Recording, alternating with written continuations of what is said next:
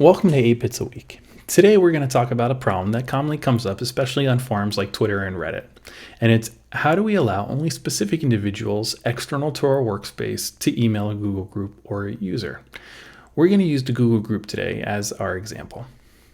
So the way that we can do this is by allowing anybody public to post to the Google group. So we'll configure that with a custom access control model, but then we'll also use a content compliance rule. The content compliance rule will then use a address list to match against specific domains or individual emails.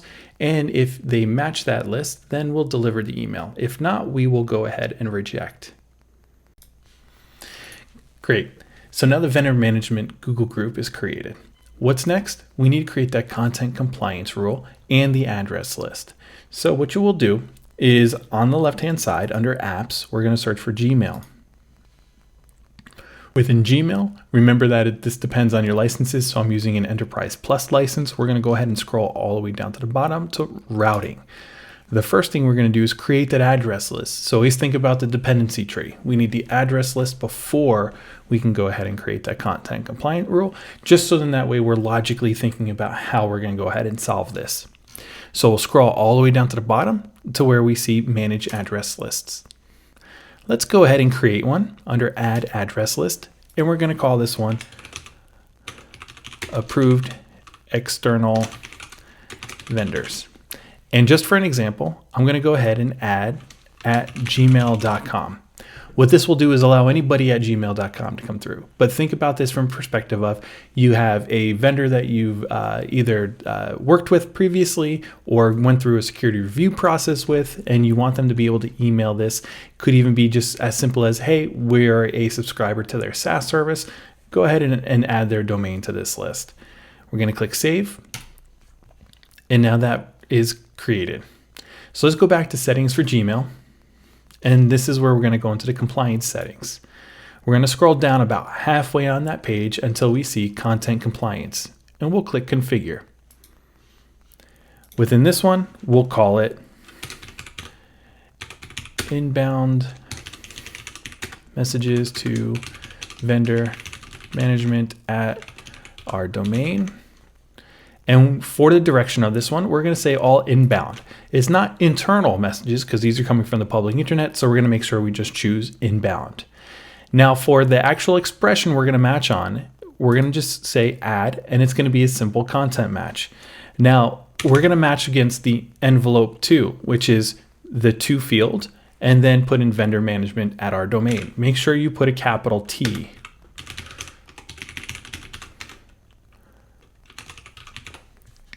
We're going to go ahead and click save. Now we're going to scroll down a little bit more to section 3, and this is the action that's going to be taken on that actual email. So what we're going to do is we're going to change it to reject message.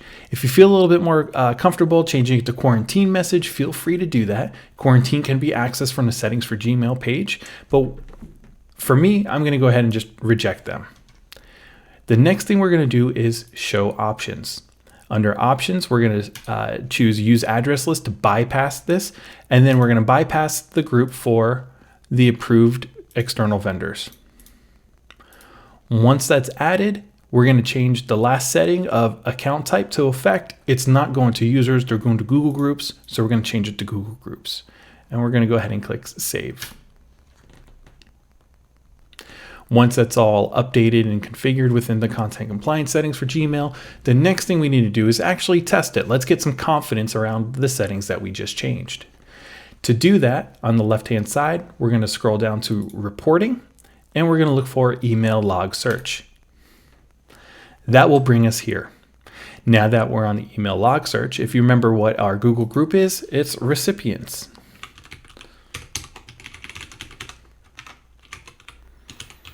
What you didn't get to see was me pause the video real quick, go ahead and send 2 emails, one from an @Gmail and one from an outside of our domain.